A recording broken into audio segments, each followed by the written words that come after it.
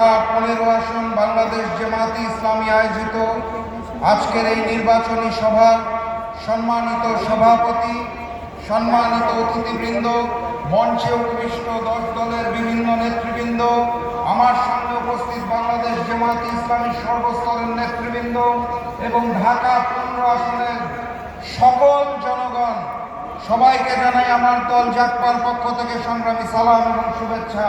আসসালামু আলাইকুম। প্রায় 2 দশক পর বাংলাদেশে একটি জাতীয় নির্বাচন অনুষ্ঠিত হতে যাচ্ছে, যার প্রচারণা আজকে থেকে শুরু হলো। জুলাই গণঅভ্যুত্থানের হাজারো শহীদের রক্তের বিনিময়ে আমরা আজকের দিনটা পেয়েছি, বলেন আলহামদুলিল্লাহ। আজকে এখানে আমাদের অত্যন্ত আনন্দ ঘন পরিবেশে, উৎসব মুখর পরিবেশে প্রচারণা করার কথা ছিল, সেটা হচ্ছে। কিন্তু একই সাথে সাথে আমাদের মনটাও বিষণ্ণ হচ্ছে, কারণ এই নতুন বাংলাদেশে গণভোটের পক্ষে প্রচারণার সময় নতুন জালেমের পক্ষ থেকে হামলা হওয়ার কথা ছিল না। মসজিদে প্রবেশ করে তারা আমাদের উপর হামলা করেছে, আমাদের বোনদের উপর হামলা করেছে। ঢাকা 15 আসনের জনগণকে জানিয়ে দিতে চাই, মাথা উঁচু করে জবাব দিবেন। নতুন বাংলাদেশে নতুন জালেম চলবে না। জবাব হবে 12 তারিখে।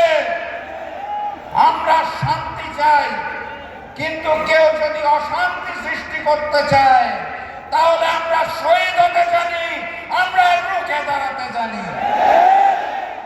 ওই একটি বৃহৎ দল নতুন করে প্রচারণা করার চেষ্টা করছে না ভোটের পক্ষে।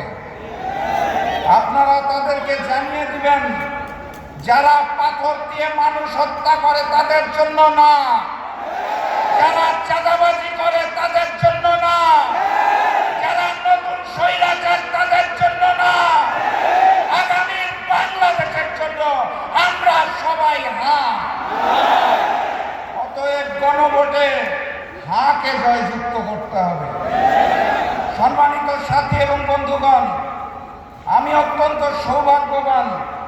একটি আসনে নির্বাচন করার কথা ছিল, ঐক্যের বৃহত্তর স্বার্থে নির্বাচন করছি না, এখন 300 আসনে প্রচারণা করতে পারবো আলহামদুলিল্লাহ।